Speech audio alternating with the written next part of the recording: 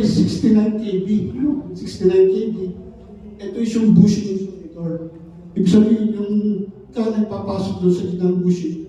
Ang nangyari ito December 8, year 2020. December 8. So, ano ba in-expect? Nangyari ito mga say 9 ng umaga. Ano ba ang in-expect natin pagka December? Normally, pagka ganitong period, yung habog, no? Foggy. So, nangyari, dahil sa fog at saka yung mga contaminants, lumugdang yung kuryente. No? In the process, binasag na yung insulator. Ngayon yung insulator, kailangan ibalik mo yung power eh. Nangyari sa inyo ng umaga, kailangan mo ibalik as soon as possible.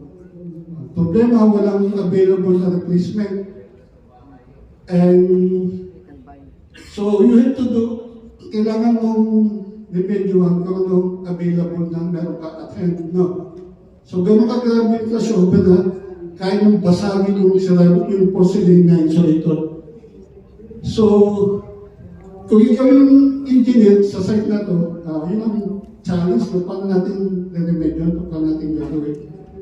Pansinin niyo yung environment, yung ACSR, heavily contaminated na rin ng pollution ng alikabok, which is kumapit na. Pati yung bubungan, hindi mo na maano yung galvanism mo kasi puro semento na.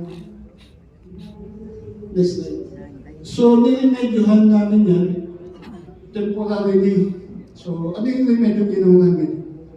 Since alam na natin principle ng high voltage, kailangan natin dagdagan yung 10 distance. Paano natin